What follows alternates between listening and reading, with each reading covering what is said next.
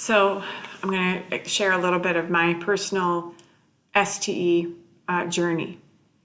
I'd like to preface this by saying that I do believe that we as spiritual beings are having spiritual experiences 24/7, that our whole lives are spiritual experiences, and that we just become consciously aware of that in little snippets here and there as we are eased into that knowledge, because we do find out that we are not in charge.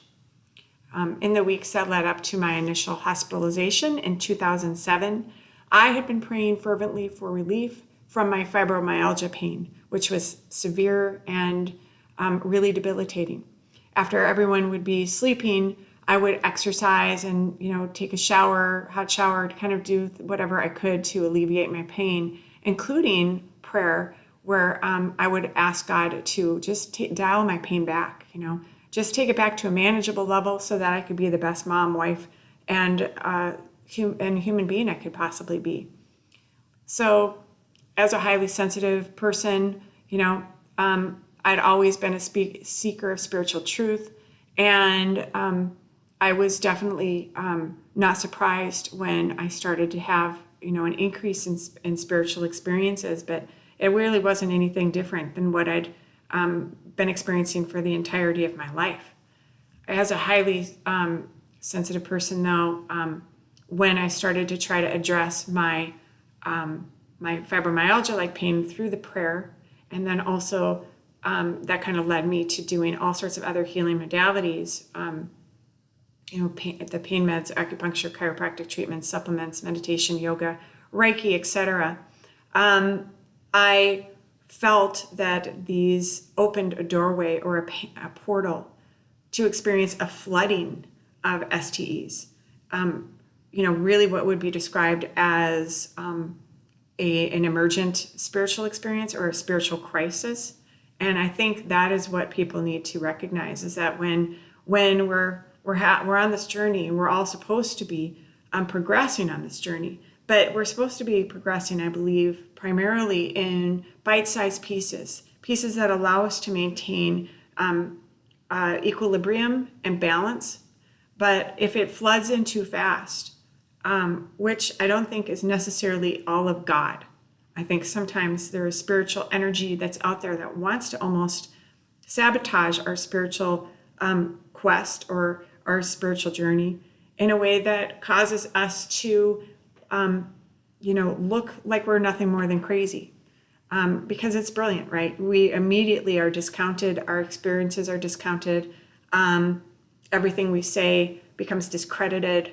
We're no longer credible. We lose our parental authority. We are turned from being spiritual seekers of truth into being, permanent patients in a greed-based system that is reductionistic and causing everybody to be taking mind-numbing medications that silence us, in effect. So that is what happened with me, but there was a long road to get there. First of all, when I had been praying, I did feel my prayer was answered about my alleviation of my pain, and by a higher power. And I definitely noticed that I had like a dream that was extremely healing and hope-filled. Woke up that next morning and didn't even need any Tylenol or any over-the-counter pain medication, not to mention, a prescription medication. So I felt like I was being guided to have a better understanding of all sorts of things, from the need for strong mind-body connection, to having healthy relationships, and practicing a lot of self-care, and then also being able to understand the strong relationship between how we feed our bodies and fuel our bodies, and how those bodies will perform for us. So that connection between recognizing that food is both healing and harmful depending on what we're eating. So things like that were happening. I didn't feel like anyone in my family was also on a spiritual journey where they were actively seeking spiritual truth. And so when I would discuss this with family members, I would also often get a lot of skepticism and disbelief.